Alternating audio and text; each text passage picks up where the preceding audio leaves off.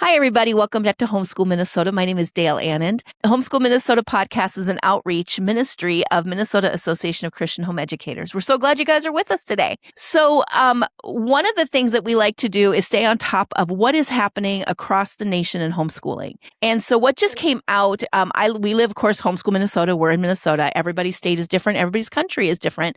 We just came out with the Minnesota Department of Education with their statistics for 2025-2026 school year. And it shows us that the test results are that 45.2% of students are not proficient in math and 49.6% are not proficient in reading. And that was pretty bad. Everybody was a little bit appalled by those numbers. However, then a news story came out just this week talking about how we can't even rely on those numbers because so many students have been opted out of taking the tests, and they're only testing a small sample of each class, which of course means that the numbers could be far worse than what we're being told. So how does homeschooling match up with that? That is something that a lot of people want to know. Today, I am so glad and so privileged to have Dr. Brian Ray and Dr. Douglas Pietersma here with National Home Education Research Institute, NERI, to talk to us about the results from two recently published studies in the Peabody Journal of Education on homeschooling. So I'd like to welcome Dr. Ray and Dr. Pietersma. Welcome. Thank you. It's good to be here. Well, Dr. Pietersma hopped out. He's been, just so everybody knows, he's been having some technical difficulties. And as much as we'd love to have him here, I don't know that he's going to be able to jump in and out too much. So we are going to, he had a big hand in what was being done here. Yes, He works hard at NERI. And so we're just grateful that Dr. Ray is with us today too. So thank you for coming on the show. I am looking forward to talking with you about this research. I guess my first question, well, first of all, just tell us a little bit about NERI and who you are and what you do there. We are a nonprofit research think tank. That's probably the best way to let people know real fast. It was founded by a few other men and myself 36 years ago, Dale. Wow. 1990. And 5 years before that, I started a journal called Homeschool Researcher, which is now 41 years old. And we published that. It's a peer-reviewed journal. And Dr. Pietersma is the editor of that now. So we do basic research. That means we collect data ourselves, analyze it, summarize it, and present it. We do that. We collect research by anybody and everybody from around the world and put it here in a clearinghouse. And third, we present that research by ourselves and others to the world, to families, to parents, to policymakers, to people who hate homeschool, to people who love homeschooling. We just present it in an honest, straightforward way, best way we can, so that everybody has access to it. That's it. That's what we do. That's wonderful. And what you do is so important because policy is made a lot of times, well, we like to think it is. Maybe it isn't always, but we hope it is, on numbers and on statistics, on what is working and what is not working. It also helps families who are in a position of wanting to homeschool their kids, but not sure, is this something that is even going to work? And looking at a study like yours is going to really help, I think, a lot of families solidify in their hearts what it is that they're supposed to be doing. Yes. So the first question I want to ask is, can you tell us just the overview? There's two studies that have been published in the Peabody Journal of Education. Can you give us just a basic overview of those two studies that have been published, and why are they so important right now to the homeschool movement? Got it. Yes. So one is a standalone study. It's a nationwide study of homeschoolers, families, and children, focusing on academic achievement, reasons for homeschooling, and those kinds of things. Mm-hmm. The other paper is not a study, it's a review of studies. So we can most safely call these two different papers, you know. Yes. So one is a specific study, one is a review of studies that have been done over the past 40 years. So the big deal about this, number one, is, and I'm going to quit as soon as I can, let Dr. Pietersma say something. Yes. The big deal about this is that's the first nationwide study of its kind done in nearly 15 years. And then the review of studies is the first of its kind and fully updated in about 8 years. So I'll stop right there. And, maybe Dr. Pietersma wants to say something before his technology blows up on us. Any comments on either the specific study or the review, Dr. Pietersma? Okay, I think we're just going to keep going. Maybe we don't get to have Dr. Pietersma today. Just so folks know, Mhm. I'm very excited, very happy. Dr. Pietersma had been working with the Research Institute for, I think, a few years now, Yeah. which is lovely, wonderful. It's what I've been praying for. He's now a research associate of the Research Institute, and we're praying and looking for a couple more. So anyway, sorry you couldn't have him. That doesn't usually happen to him. He teaches online, all that. So who knows what's Yeah. going on with his technology today. So that Crazy. was it on the two. One's a nationwide study, one's a review. Okay. And I could just roll, Dale, if you want, and if you want to Yeah, interrupt me, just tell us, or why whatever these you want things to are, do. why these, it's interesting because these studies, like you said, when you first posted them, it just kind of was, and then all of a sudden now it's up to number Yeah. 4, and that's incredible. Why is there so much interest in these studies? It's fascinating. So this Peabody Journal of Education is the second oldest continuously published education journal in America. It's 103 years Wow. old. Now, this review of research started off, of course, starts off, it has one view. Well, everybody starts with one view. Mhm. But suddenly, out of this journal publishing over 3,000 articles in those 100 and some years, all of a sudden this review of research went up to number 15. And as of this week, it's moved up position number 4, the fourth Wow. most ever viewed. To answer your question, I think people need to keep this in perspective. Home-based education, what we call homeschooling, parent-controlled home-based education, is the historical norm all around the world for thousands of years. That's the historical norm. Our institutionalized schooling is really just a blip in history. So the homeschooling in America was almost extinct by the 1970s, but it was normal up until about 1900. Yeah. Think about that. That was only for about 75 years that people kind of didn't know anymore what it was for parents to be the main educators and organize the education of their children. So it was almost extinct, and it started coming back. And then most people now know during the late 90s and early 2000s, it took off. I mean, it just started exploding from nearly extinct to then now we have over 3 million. My last estimate was about Wow. 3.4 million homeschool children in America. And for a little bit of perspective, that's more than double all of the students combined in all Catholic schools. So, Wow. this helps people kind of figure out what's going on here. So why are people so interested? Well, it's growing. And, Mhm. popular things grow popularity, right? Number one. Right. Number two, I mean, it's not only because a lot of people, you'll see a lot of newspaper articles say, well, it was the government lockdowns and the pandemic that really did it. Not really. It Yeah. was already growing. It was already growing. It took a big jump during those lockdowns, and about the year after, it's dropped back down again, but now it's continuing the growth that we were seeing, the similar growth line we were seeing before Yeah. the lockdowns. If you go to our website, you'll see the graph. It's pretty obvious. It's still growing. So why does it keep growing? I think it's because, Dale, the fundamental reasons for people getting back interested in home education are they're the same as almost 35 years ago. Okay. So Mhm. one, parents say, we want to be in charge of our children's education. We want to pass on values and beliefs, not hand it over to somebody else to teach, train, and indoctrinate them. Right. We think we can do at least as well as the public schools. I mean, you quoted the statistics. We'll come Yeah. back to that. Okay, let's come back to that. And parents say we don't need our children to be bullied all day long. They don't No. need to be beat up and maltreated in order to be strong adults. That's such a ridiculous concept. Yeah. Uh, and they're saying that more customization, more individualization, in a way, if you go through all of the factors that most any person knows and any professional teacher knows are good for children, all these factors, they are systemic. They're natural to homeschooling. So Yeah. customization, individualization, more interaction between adult and child, tutoring, Right. mentoring, less wasted time, less bullying, all of these things that if you just left out the H word, don't even say the H word, homeschooling.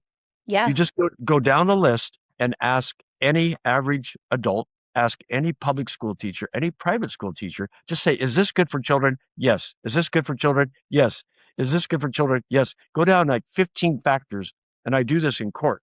And then at the end say, well, you know what? These things are normal and systemic to what we now call homeschooling. And if you put it that way, they have to say, oh, wow, I get it. Yeah. Okay. If they're not defensive toward parents being able to educate their children, and if they're not defensive toward you don't, you don't have to be a government certified teacher, they'll have to agree with you. Yeah. Yeah. So Yeah. the reasons are not very different. And then during the lockdowns, parents got to see things going on in the classroom. Right. And not that this is not a negative criticism of all certified teachers, okay? But No. some of them were not good. Parents saw it. Some of them Mhm. they were not nice people. They were not good people. And parents said, wait a minute, we didn't know this was going on in the schools. And then parents saw wasted time and they saw all these things. They said, on top of that, many people did have their children at home, even though it was public school at home. It Yeah. was not homeschooling. It was forced, coerced schooling at home. But a lot of parents experienced it and said, wow, I like being with my children. Yeah. Wow, my child's not depressed now. Mhm. Wow, my child enjoys reading. Mhm. Wow, and then many of those people just kept on homeschooling. Yeah. So I think that's what happened. Now, one thing that we do see in the research in the last 5 to 10 years that has changed some, and it's particularly with Black or African American families, we know now that they're saying, you know what, even though maybe public schools are better than they used to be, maybe, Mhm. we still think there is racism, especially toward our boys. And it's not a good place for our sons and our Yeah. daughters, and they're getting out of there too. So we're seeing Yeah. a relatively extra rapid growth of homeschooling amongst Black families and Hispanic families compared to 5 and more years ago. So we are Wow. seeing that. That's really good to know because I know that sometimes we think of it as being just kind of a middle class white family thing that you do in homeschooling or families who are living overseas and there's not really options of any other kind of education, so they just are forced into homeschooling. Yes. Yeah. But to hear that there is a growth in the communities that aren't white, the non-white communities is I think very encouraging. And I think it's good. I think it's good for people to see the opportunity that you can have with your children when you bring them home and you start educating them at home. Yeah, absolutely. Some of these stereotypes were never really true, Yeah. but people bought them. A lot of people for a long time had held in their minds homeschoolers were either right wing fundamentalist white Christians or they were left wing wearing Birkenstocks, raised goats, and blow up your TV. But it was never really true. But No. media and other kind of presented it that way. Yes, it was disproportionately wide angle, but it Yeah. was never the stereotype. I mean, I've even dealt with academics who say, well, it was wealthier people and extremely highly educated. That's not true. No. Even the nationwide studies that I did back 30 years ago, on average, it was median income families. Okay, so Dr. Peters was back. How's it going now with your technology? Do we know? I reset my router, so we'll see if it keeps me online right now. That's good. That's great. Well, should we go down to the study that you are more involved in, Dr. Pietersma, and we'll come back to just because you're here. Yeah, the review. As long as I last. Yeah. Let's Yes. talk a little bit about that. So you were pulling from over 2,000 English language texts on homeschooling using criteria of scholarly quality, significance, and distinctiveness of insight. You covered demographics, motivation, curricula, academic achievement, socialization. You covered it all. You covered all of it. With students within public schools and international school systems.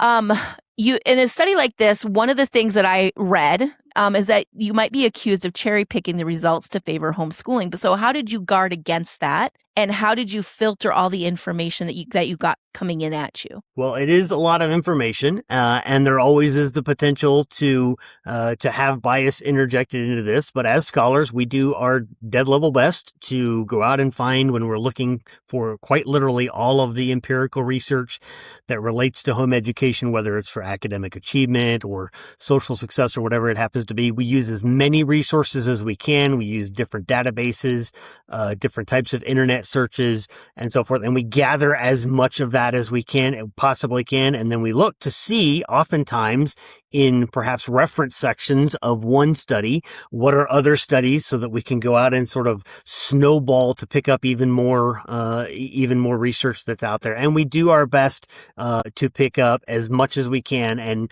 we will look at it and literally try to get everything there is on a particular topic.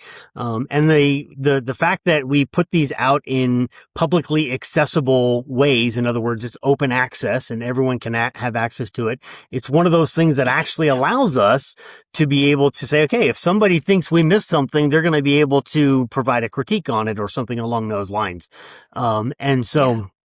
That is just one of the things we do. We do our best to get everything we can. And if we miss something, there's a good chance somebody's going to point it out to us. But we're pretty confident that we have indeed covered the breadth of the body of research on these particular topics when we start looking at these empirical studies, because there's not 100 of them coming out a day, not at least of that kind of depth. And so over the time, and of course, Dr. Ray keeps a track of research that's coming out. He's been doing it, since the 80s. I do my best to stay on top of research that's coming out. So generally, when something comes out, especially if it is significant, we're aware of it, and we have records of it. It's in one of our files that we can go search and look for those kinds of things. So we do our best, obviously, not to. We're not trying to say, okay, I don't like the results of that study, so I'm going to leave that one out. We look at all of them, and that's why when we have the reporting that we do, we say, there's a percentage that perhaps shows an advantage in one way or another for home educated, but we will also say, hey, there was a study that didn't say that, or there was a study with either results that were not statistically significant or results that were perhaps mixed in one way or another. And I saw that in the study. The thing that when I was reading it, I realized, well, this is really good, because there were times when it was like the changes aren't significant between public school students, private school students, and homeschool students. These are basically the same basic outcomes. And it was just really good to see that in there, because I think it lends credibility to the times when homeschooling did succeed far above those other two types of education, when you're willing to put in the other things. Another thing about this review, in some reviews, you'll read that the authors searched everything and tried to talk about everything, which is almost impossible. It's just, you can't really talk about 2,000 studies. In this review of research, we included only peer-reviewed articles and representative sample articles, and not only, but all. So if anybody levels the criticism, no, we cherry-picked. No, we didn't. We included every single peer-reviewed one that was related and every representative sample one that was related, and we excluded those that did not fit those two criteria. So it's kind of a fun, special way to do it. I don't know. I just had an inspiration about 8 years ago to do that in another one, in another journal, and this was a big update of that. So it's kind of cool. There are, I won't say the name because I don't want to publicly criticize names, but there is a review of research that tried to do it all, and it's okay. But it also includes some logical fallacies of attacking the person and poisoning the well. So maybe one day we'll get to do one that reviews everything, which again is sort of impossible, but we'll work on that later. That's cool. Your study shows that 62% of studies showed a positive academic effect for homeschoolers. What's happening in the other 38%? Are there patterns in homeschooling that don't show an advantage or even shows a disadvantage? And but even so, the outcome appears to be better than others in their peer demographic. Go ahead, Dr. Pietersma. As we put in the report, 4 of the studies of the 24 that we looked at specifically for academic achievement showed no difference between homeschooling and conventional school students. And some people would perhaps put that out there as a negative. But I like to tell homeschool families this, if you're doing at least as good as the government institutional school is doing, and you're doing it without all of their resources and without their training and certification, without their curriculum, without their if you're doing at least as well, then you're still doing better because you're doing it with your children. You're growing with your children. You're learning with your children. So if you throw the 4 studies that showed no difference, the 4 that showed mixed results, so you could say, okay, either way, a little toss up here and there on different things, that really brings it up to 23 out of 24. Yeah. So when you start bringing it up to that level, okay, there was one study out there that did find that conventionally school students performed better. And so again, you take that as a percentage of the 24, and you're talking about well above 90% that show at least as good, or with a fair balance of results with one to the other. So I love to tell homeschool families this. On average, and there's never a guarantee, this is not a panacea, but on average, the worst you can do is at least as good as the government institutional school will do. And you get to do it with your kids, and you get to grow, and you get to, have that parental injection of family faith, because that's one of the focuses that I have working with Christian home educating families. And you have the opportunity and the time. I like to use the word guarantee, right? That's what everyone looks for when they see a statistical study. What's the guarantee? And I tell parents all the time, you really only have one guarantee. You have time.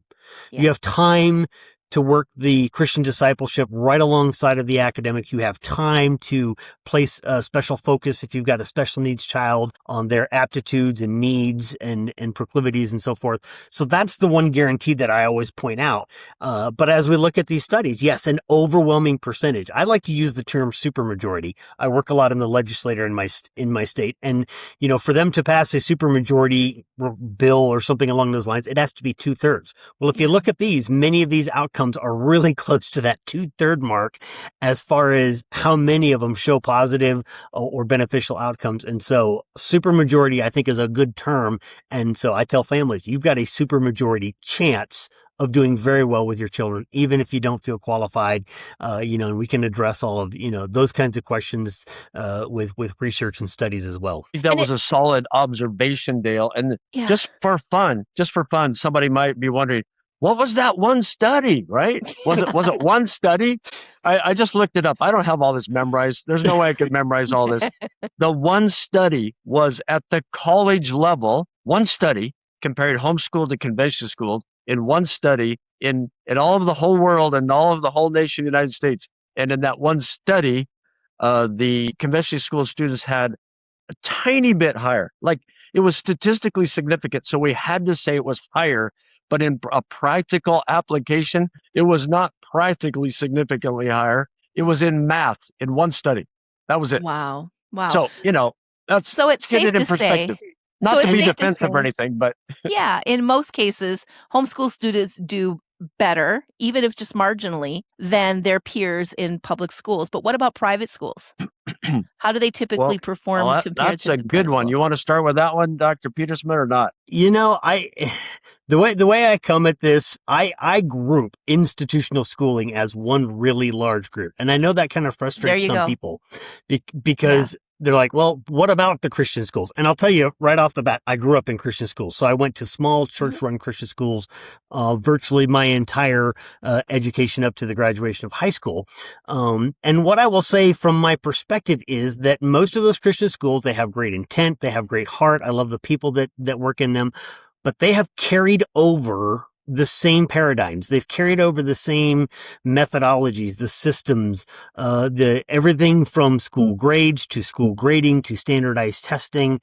And so in my mind, I don't differentiate between them. And I'm not speaking to specifically this study or other studies. I will leave that to Dr. Ray because he's probably got something on the top of his head that I don't have that separates them out a little bit more. But for me, I literally group all institutional schooling together, and that would include Christian school, which is not to say I hate them or despise them or have something against them. Again, if I wouldn't be who I am if it wasn't for being raised in Christian schools, but they do carry those same paradigms over. And so there are the same pitfalls that either they have to look out for or parents have to factor in to the decision that they make in educating their children. In this review of research, we did not separate that out. And most of the studies on homeschooling, Dale, do not get into that kind of distinction. So a second piece of this, there's a huge debate, and there has been now for over 50 years, about whether private school students do any better or worse than public school students in academic achievement.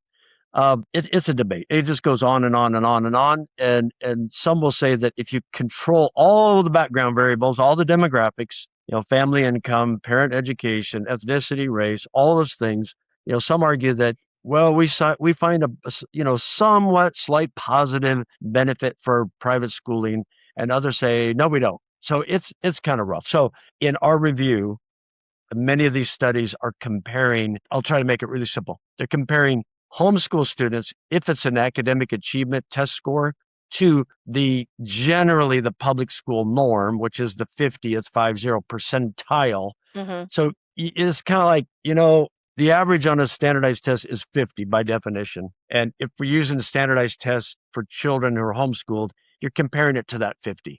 All right. So, and the vast majority of students who take, or I should put this way, the large majority of students on whom the norm is based are public school students. So that's where most of this research is. And by the way, on that topic, I don't want parents to worship test scores. Okay. Oh, So no. we want to make sure we get this right here. So yeah, it's cool to talk about how are they doing at academic achievement, academic learning. It's encouraging to parents to know, like as Dr. Pietersma said, they're going to do at least as well as in public school. Now that doesn't sound like a very high standard, but as we see here from the review, hey, but typically they do better. Yeah.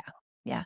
That's really good to know too, because like in our state, we are required to standardized test our children every year. In some states, you're not required to do that. And so, and I know that in public schools, they do not get standardized tested every single year in public school in our state. They only get, from what I understand, and I could be very wrong here, is they get tested twice, 5th grade and 10th grade. And those are the 2 grades that they get their 5th grade and 10th. Yeah, 5th grade and 8th grade. Sorry. Those are the 2 grades that they get tested in. And then beyond that, it's other things that they do. And keep in mind, there's a double standard in a lot of states. Yes. homeschool students in some states are supposed to be tested 3, 4, 5 times, whatever, every year during those 12 years. Number 2, in some states, they say if you score below a certain percentile, you could be forced to go to public or private school. What state has a law that says if a child's below that percentile in public school, he'll be forced to private school or homeschool? Exactly. Nowhere. No state does that. No, and it's so true. And let's just, the outcomes have not been good, and we all know that across the board in just in education in general, in public education. You mentioned 2 studies with younger elementary age students that found mixed or negative results. So why might the age range matter? Is there something particular about early childhood education that homeschool handles differently, for better or for worse? Dr. Pietersma, any comments? I don't have on that one because I think that one pertained more to the nationwide study, which is the one I wasn't as involved in. And that's where we're headed next anyway. So let's just answer that question. Okay. Yeah. Sorry, I didn't mean to deflect, but that's okay. Right. There was, I'll give you an example, and this kind of shows you how, sometimes we researchers get down into the minutiae, and some people say, whatever, what's that all about? But there was a study, for example, in Canada several years ago. It was a very well-designed study, by the way. And it was, the author was Martin Chang et al. So it was Martin Chang and her colleagues. Now, keep in mind, this was, I think the average age was 9-year-olds. Let me see if I have that listed here. Wow. It was 9. Was it 9? I have it listed somewhere. Oh, man, I don't have it pulling up here real fast. There it is. Yeah, okay, so yeah, they were ages 5 to 10. And now stop and think about that. Ages 5 to 10. That's a how well developed are these children yet? How do we know yet how they're scoring on a standardized academic achievement test at ages 5 to 10? How are they going to be doing when they're 15 or 19 or 25? Okay, so, but it's a well-designed study. It's called a matched pair design. And basically what she found was that she looked at it and then they said, oh, wait a minute, we need to reanalyze this. So for the structured homeschool families, some of you know who you are, for the structured, their test scores were higher than the public school norm. But for the less structured or maybe unschoolers, their test scores were lower. Well, what would you expect? Right. That's what I would expect. Yeah. However, very wisely, and I remember reading this paper with a fine-tooth comb, very wisely, Martin Chang and her buddies, her colleagues said, but these students are only on average 8 or 9 years old. We don't know what it will be like when they're 15, 17, 22 years old. Maybe there's something about their unstructured homeschooling that will help them excel later in life as lifelong learners, as readers, as thinkers, as critical analysts. So I thought that was very insightful, and I think they were very probably correct about that. We throw around terms, and I want to make sure we define one because it's been coming up a lot, and I wonder if parents understand what it means. Norm reference standardized tests.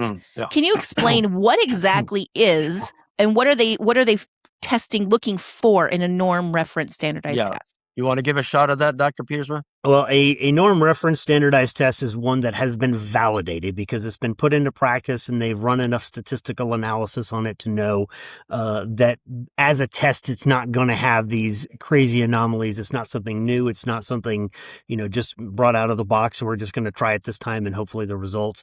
And so it would generally have been used on a very large population. It would have been evaluated multiple times. And what they do is they do that in order to show that the instrument, the test itself, is valid. And they will actually give it a validity criteria that they'll be able to describe in research terms, which I'm usually very poor at describing those kinds of things.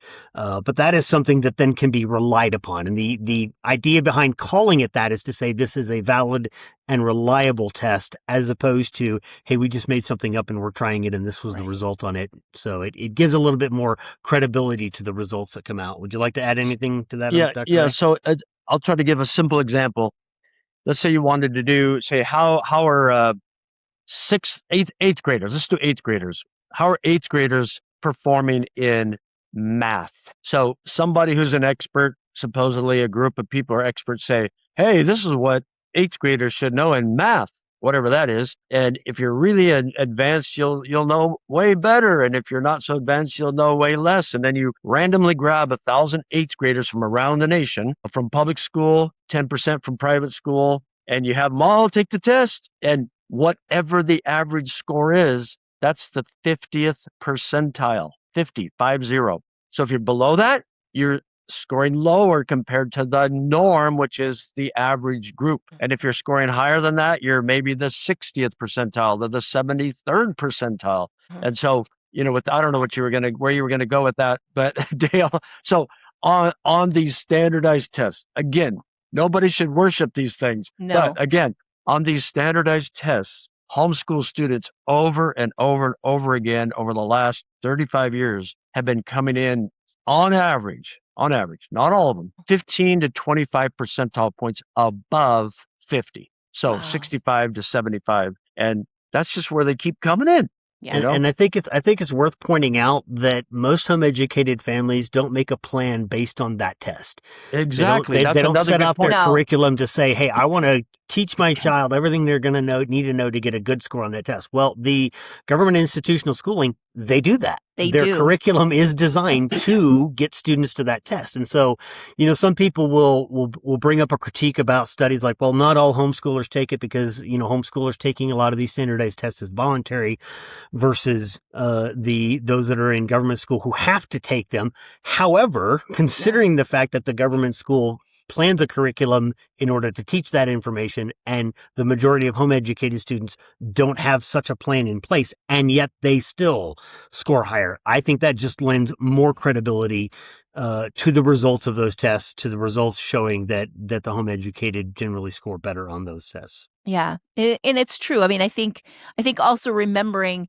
that it's nationwide because each state is different the way that they're what they expect from an eighth grader. Yes. Generally. And so nationwide, this is where you compare, once you graduate high school, you're going to college and you're competing for those certain slots in certain schools, scholarship money. This is where your child compares with all the other kids who are going to be doing the same thing in 4 years, that kind of thing. And so, yeah. And I know like in our state, it's a box you have to check off to stay compliant in our state. I mean, it's just, it's useful in some ways, like it'll help you know whether or not your child is doing well in math or whether they missed something. But you know what? Here's the thing, as a homeschool parent, you know that well before the test anyway. You just do. And so it's a box you check and there you go.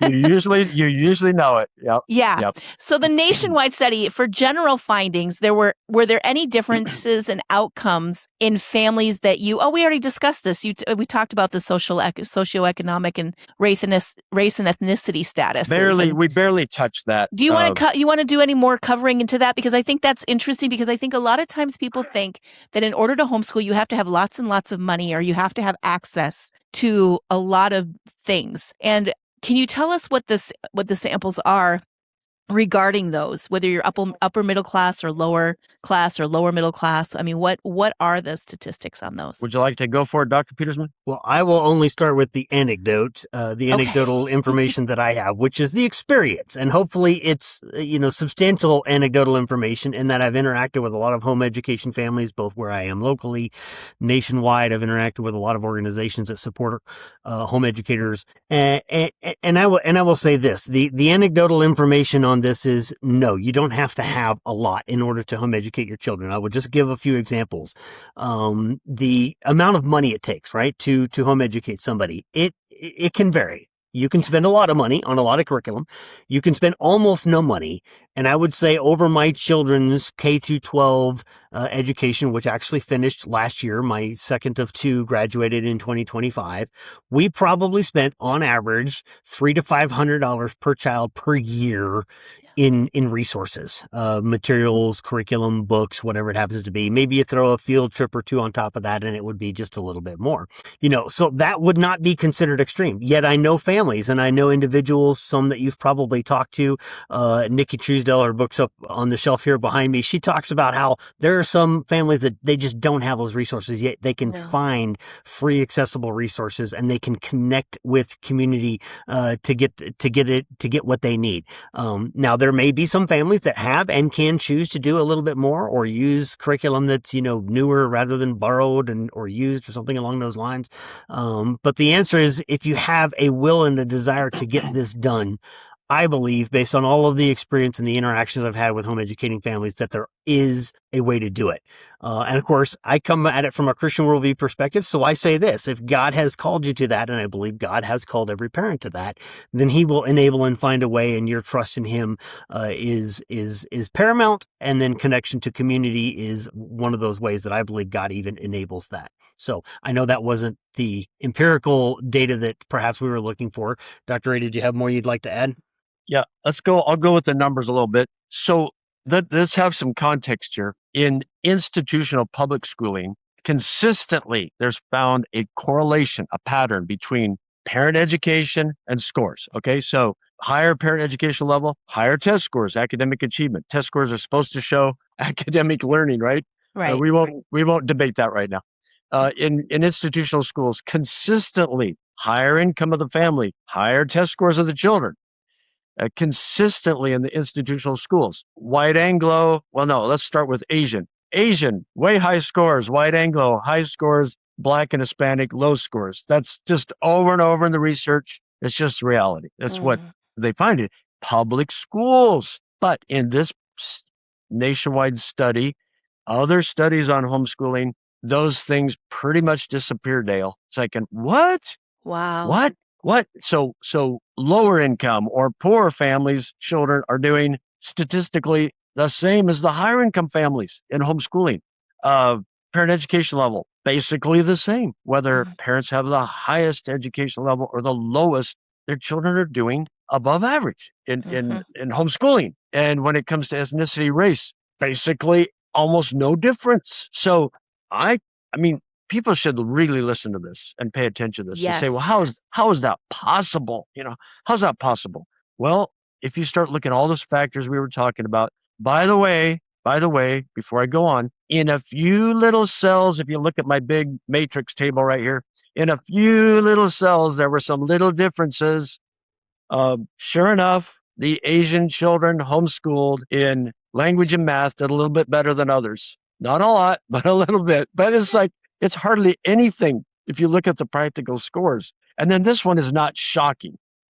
If the formal education was started younger, structured formal education was started younger in homeschooling, the test scores are a little bit higher. But it reminds me of the Martin Chang study, right? Like, wait a minute, what happens by the time they're 25? Is there really going to be any difference? And then there was one really funny one, how some policymakers and some philosophers think if only the government could control homeschoolers more, their children would do better. We found just the opposite in a couple of the situations. More government control, there were lower test scores. So the research is fun. It'll be interesting to see with all the school choice stuff when they're wanting to throw money at homeschoolers, Yeah. and give them all what bearing that will have on if truly socioeconomic does not, there's no real difference there, no significant difference, then what does it matter if you take that money, except the fact that they have now strings attached to it, and so now they get to call the shots a little bit more. Dr. Pietersma, want to take a shot at that one? What's Go your ahead, Dr. hypothesis? Pietersma, give it to us. What's your hypothesis for the future if the state expands? I'll set up the question for Dr. Pietersma. If the state starts increasing tax-funded education welfare for private schools and homeschools, are the children going to learn statistically more? The short answer, I believe, is no, and the long answer would be no. Just lengthening out that answer. This is actually one of my areas of passion in my own state because we just went through a fight. It was a very awkward way to go to the legislature and be side by side with the State Education Association, the branch of the NEA for our state, and to testify on the same side of a bill as they are. It was really almost surreal, but for completely different reasons. Obviously, they were saying, well, if, this ESA gets passed, they like to call it a scholarship fund in our state, but whatever, it's still money confiscated from taxpayers, run through the government system and spit back out at people or organizations, whatever it happens to be. Anyway, that did get passed. We fought it. The homeschool organization in our state and myself and a few others were adamant to say, okay, yes, I get what you're trying to say. You're trying to say we want to put a dent in government institutional schooling numbers, and the only way we can do that is giving people more choice. I try to tell them, hey, you've already got a choice. Exactly. You just need to execute the choice you have. I have not yet gotten to the place where we can draw any information from my state. I live in Wyoming, because the program is literally in its infancy. It's in its first year of implementation. We actually went through a 1-year delay because of a legal challenge that paused it, and now it's been implemented and it's just getting going. But when you look at other states that have been doing this, some states have been doing this for a very long time. Yeah. I would say Arizona would probably be what I would consider the poster child state, if you will, for how long they've been doing this. And sure enough, pretty much every legislative session, the legislators, the governor, whoever it happens to be, is trying to put restrictions and strings on that all of us who said, please be aware, this is probably going to happen. And it's actually happening. Another thing is those who would approach me in my state, I had legislators say, hey, look, I get your position. I don't want you to say you're for this. Just don't fight against it, because this is really needed in order to put a dent in government schooling numbers. Well, the answer is it doesn't do that either, because a number of reports have come out from different states that show that these programs typically benefit those who are already out of the system. It's not going to be putting the public schools out of business, if you will. No. And so there's a lot of misnomers about it. And unfortunately, these are the kinds of programs that once they get in place, then they get entrenched. Then bureaucracy takes over. Hey, I worked for the government for 20 years. I get government bureaucracy. There is not a program out there that doesn't grow and spread tentacles and entangle and encumber whoever happens to be involved in it.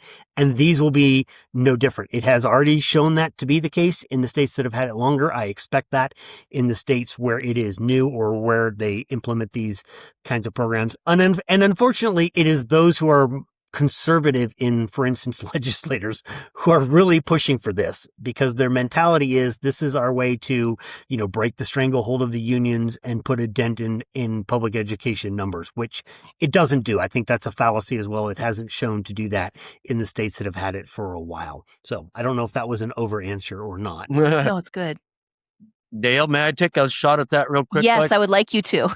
Since you brought up the topic. So First of all, I'll look at it empirically and research-wise. Already, some of us in research on homeschooling are starting to ask families, did you use any tax dollars to educate this child? So we will have some data. And my hypothesis is it's going to have zero impact. And if it ever becomes statistically significant, it's going to be practically insignificant. As you said, already study after study, we found basically no correlation between how much money the family has and their child's academic achievement. When you look at all these other factors like the individualization, customization, tutoring, safe environment, social capital, all these things, they just wash out anything that maybe money could have done. Okay. So that's one thing. Number two, families who might choose to either continue homeschooling, which all people do from birth of their children, or get their children out of institutional schooling, who say they now can do it because they have some money from their neighbors' tax dollars. I just don't think it's going to impact learning very much. Okay, to tell you the truth, that's my hypothesis. But now I'd like to make a philosophical comment for all of your listeners.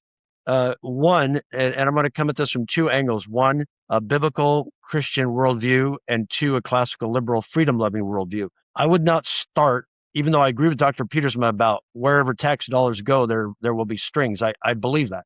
But I would like Christians to ask themselves, is it biblically right for you to ask the government to take your neighbor's money to give to you for your child's education? And I believe that these tax-funded education welfare programs like ESAs and vouchers are actually encouraging covetousness, which is breaking one of the 10 commandments, and it's asking the government to steal what Frederick Bastiat called legal plunder. So I gave you my answer, but it's up to Christians to study for themselves. Is it the proper role of the government to take one man's money by force to give to another man for his child's education? So that's the one thing. For classical libertarians or classical liberal freedom lovers who maybe are not Christians, this does not at all fit the concept of the government's role not taking your money to give to somebody else for food or clothing or his children's education. And then along with what Dr. Pietersma said, not only do we always see strings attached, but they should be attached. If the government is taking money to buy, what branch of the military were you in, Dr. Pietersma, if you don't mind saying? In the Air Force. Air Force. So if the government's taking money from Dale and me to buy pliers to work on airplanes, and one vendor sells them for $99 and you could get an equal quality one for $38, what do we want? We want control and accountability. So I'll stop there. Says the girl from Minnesota. Anyway, we know all about that. Anyway, yes. This all boils down to the why in my mind. Like, why did you start homeschooling in the first place? Why? What made it the thing that made you go, this is what I want to do? And for Christian homeschoolers, when I did it, it was because my husband and I knew that God was calling us to that. That was the choice that he made for our family. What were your findings on why families chose to homeschool, and how are they different from 15 or 20 years ago? You want to start with that, Dr. Pietersma, or you want me to shoot at it? So I'll do kind of a, since I like to use Air Force terms, 30,000 foot view. The why for homeschooling has indeed changed over time. And perhaps if we go back to the beginning of what we would call the modern homeschooling movement, so we're talking the 70s and the 80s, and we read the literature that pertains to that, we really had basically two reasons, two focuses, if you will, for why to do this. This was the ideologues and the pedagogues, right? That was those who wanted something different from a religious an ideological perspective. So you're thinking about Dr. Raymond Moore, author of the book Better Late Than Early, and his push in that direction. Slightly preceding him would have been John Holt, more on the pedagogy side, not somebody who I would probably align with in worldview, but obviously was against what was going on in the schools. Actually wanted, I think, people to be even taught more liberally than they were being taught in some situations. But you kind of had those two simple divisions for why people were doing that. Well, as the home education movement, if you want to call it that, has grown and has expanded and extended, different things have come into play. And I think now we have a much broader range of reasons, and some of the things that were brought out, the school safety kinds of issues. Well, that wasn't as big of an issue when, the modern home education movement started. So it wasn't really about school shootings, or it wasn't really about, drugs or bullying or things of that nature. Although I'm sure some of that was there, just not quite to the extent that it is there today. And then, of course, the expansion of, for instance, special needs education. That's something that's also close to my heart, because one of the two children I have is a special needs student. So it's just, those things have expanded so that so many more reasons for why people are home educating now. Think of all those that, experienced and I'll call it a form of home education during COVID, where it may not have been, they got pulled out of school and thrown into virtual, but they got a taste of something that was different, and then they realized something different is actually something better, something that their children cling to. And so it has definitely broadened the why, but I, like Dr. Ray, would always start from that Christian worldview perspective. And when I know I'm addressing homeschoolers that are a primarily Christian worldview group, I will say this: look to your Bible and dig into it. Because there's a lot of people that say, I don't know that the Bible really says a lot about education, because I don't see anything in there about high school or college or something along those lines. And then I'll just point them to Israel Wayne's book, because I like books, as you can see. And Israel Wayne's book here, Education, Does God Have an Opinion? Yes, he has an opinion. Spoiler alert, if you buy the book, God does have an opinion, and he lays a lot of it out there. Study the Bible, study the Word of God. Let the Holy Spirit lead you where you're going to go. And I say this very often: I don't know of any person who is truly submissive to the Holy Spirit in their life who is convinced that the Holy Spirit is telling them they absolutely need to put their child into a godless government institutional schooling system. So again, that's my perspective. The reasons certainly have changed. They have broadened. But I think there's still a lot of reasons, that are coming out, but they still are, there's still pretty much a lot of the same things that perhaps have been before, just maybe expanding on, some of those areas. Dr. Ray? I would say generally, yes. And then we had in our study, 10 years ago, you wouldn't have had this question. Yeah. Were you concerned about your school's COVID-19 policy? We didn't have that question. Well, yeah. What in the world? Kids going to school with masks at kindergarten? That doesn't make sense. Yeah. When we collected these data about 3-4 years ago, I can't remember exactly when we collected them. Let's see. Let me see what percent. I got to do this in my head real fast. 40% said quite or extremely important COVID-19 policies. Well, we didn't talk about that before, but like Dr. Pietersma said, I would say it slightly differently. The range of reasons are not way broader, but the percent of people who emphasize different reasons has definitely shifted. Okay, so that's one thing. And then I do want to make a comment. I want to agree with Dr. Pietersma on something here. And I've been doing it lately, the last few years this way, Dale. When I talk with people, parents, anybody, and it doesn't matter whether they're Christians, pagans, Muslims, New Age, Jews, Mormons, I ask them, let's say their oldest child is under 5, okay? And we're talking about education. I say, what is a compelling reason for why you would send your child away from home-based education to be taught, trained, and indoctrinated by others? And almost nobody has a rationale. Almost nobody. And then I say, I was talking to a man on an airplane. He is an Indian, as in from India, living in Canada, a wealthy man with a business in Canada and a business in Texas. And he and I were talking, and he was probably 65 years old, 62. And I said, he had 2 children.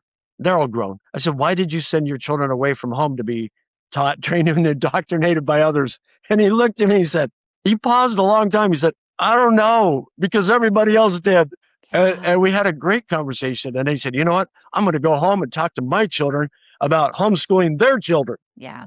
When you think about it, it's when you put it that way, that is a compelling question. Like, it doesn't matter what you believe or what your reason for doing it is why would you do it any other way? What would be the reason for doing it any other way? And one of the ways I try to put that is to say that we've actually been schooled to believe that schooling is the way that education has happened. And so many times I try to make the case schooling is not education, because you can learn and you can be educated in so many ways in so many places that it doesn't require that. Yet the school process, the school program, the school paradigms, as we can see by even the, our nation's own, report card, the NAEP, it doesn't yield a positive result. As a matter of fact, if you look at the most recent ones, everything is above 60% not proficient. 4th grade, 8th grade, math, reading, all 4 of those categories above 60%, some above 70% not proficient. And that's the system. That's the schooling system. This is also one of the reasons why I try to break myself of the habit of even using the word homeschooling. I know it's the common word. I know it's what everybody understands, but I try to say home education and government schooling. And I don't even try to say government education, because I don't even believe that really exists. But again, that's a soapbox. Well, you guys, just wrapping it up. First of all, thank you so much for all your work over the years and years and years you've been studying and getting in the grit of all of it and putting it out there so that those of us who are doing what we do and homeschooling parents and working in the state level, working in the legislative level on the state level, we have something that we can bring to people that means something, and that's because of NERI, and we're just so grateful for that. What has been the reaction to this study? I mean, have you gotten, like, feedback-wise, what kind of feedback have you gotten on either one of these studies or both of them? Well, I mentioned, I think Dr. Pietersma missed a little bit with the technical problems. The review of research that Dr. Pietersma, Dr. Holzel, and I did together is for the 103-year history of this journal. It's already risen to position 4 of most ever read. Wow. I'm competitive. I have hopes that it'll eventually reach number 1. I don't know if it'll reach number 1. There's the number 1 is also on homeschooling. Wow. And it's incredible. So anyway, it's gotten a lot of reads, and I'm confident that is by both scholars and everyday laywomen, homeschool parents. It's being read. It'll have an impact, and it'll in the scholarly world, it starts to get cross references. It's going to get around. So that's a pretty big deal. The nationwide study, that specific study, we're just now starting to promote it, but it already has more than the normal average of views by a scholarly paper like that. It's already bumping way up there. And the good thing about this, Dale, is not for anything to Dr. Pietersma, Dr. Holzel, my glory. This is if what we're presenting is true, and I believe it is. In science, you're supposed to go after truth, right? Right. And be honest how you present it. There will be negative critics, but if this is true, all it's simply doing is confirming that God's design works pretty well. Yeah. In fact, God's design maybe works better than some design that's not from him. And then on a corollary of this, I've found that it's only been 5 months. No, maybe only 4 months. How long have these been online? 4 months? It's not. I think I got it just a couple months ago. I'd have to look at the dates. But I haven't seen any negative criticisms yet. I don't know. I don't know if people unbelievable. I don't know if people are waiting to get after us or nobody wants to touch them. I've got it right here. Let me look. They both published in May. Yeah, May 21st. May. Okay. Yep. Yeah, I haven't even seen any popular attacks yet. I better not invite them. But so we'll see. We'll see what happens. I'll tell you this, Dr. Pietersma, Dr. Holzel, and I, we crossed every T and dotted every I in that review of research. We went down to the nitty gritty on that thing. And on the nationwide study, Dr. Holzel is tremendous. He's a tremendous analyst, and I'm just so thankful for Dr. Braden Holzel and his work on that nationwide study, and with Dr. Pietersma and me on the review of research. Yeah. So, hey, are you going to ask us how people can find NERI? Yeah, that was my next question, but I'm also going to put it in the link of the podcast too. So, tell us where to find NERI and what will they find when they get there. Okay, so www, just people still say that, .NHERI, NHERI.org. And you'll get there, and the last year and a half, some people helped us make it a little more user-friendly, so I'm hoping they can find whatever they want. One of the most popular in the whole wide world pieces on homeschool research is our fact sheet. So you can go to our fact sheet. If you want to dig a little more and you're a little more of a scholarly, kind of nerdy kind of person, go to the Homeschool Researcher Journal, for which Dr. Pietersma is the editor, and almost all the back issues are online. These are individual studies and some perspective editorial pieces. One more thing that is right now, we're just praying that it gets done soon, is we're looking at very, very soon, we should have an entire close to 2,000 references online that will be very easy to search and read annotations on. So we're working on that right now to get that done. I mean, it's already online, but we're going to make it a lot easier to search it. Yeah. A lot easier. That's so good.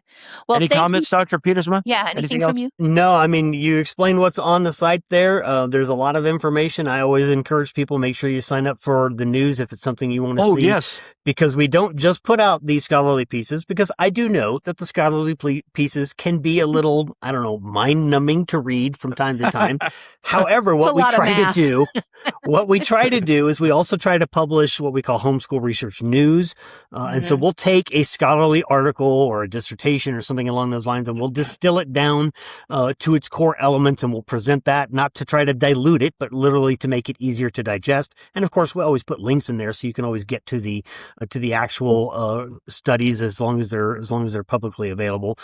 We try to do that. And so there's news that can be accessed there, which is perhaps simplified, or just things that are happening. Sometimes things come up in media, and we'll address those situations when it's pertinent, when it's appropriate for the home educating community. So the news, the research, the fast facts are something, like Dr. Ray said, is something that people go to very, very often, and that is updated as we get new information that is pertinent to be put on there.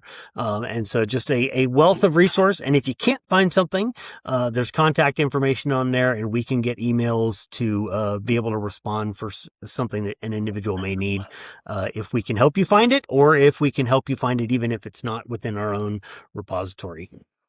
One other thing, Dale, for your listeners and your followers, and this has come up a couple of times, we are not getting tax dollars to do research on what clothing right-wing extremists wear. We are dependent on people who believe in what we're doing and believe in helping us find the truth and spreading it around. So, check on their support NERI, $5 a month, $50 a month, whatever. Yeah. We depend on private citizens' donations. Yeah, that's so good.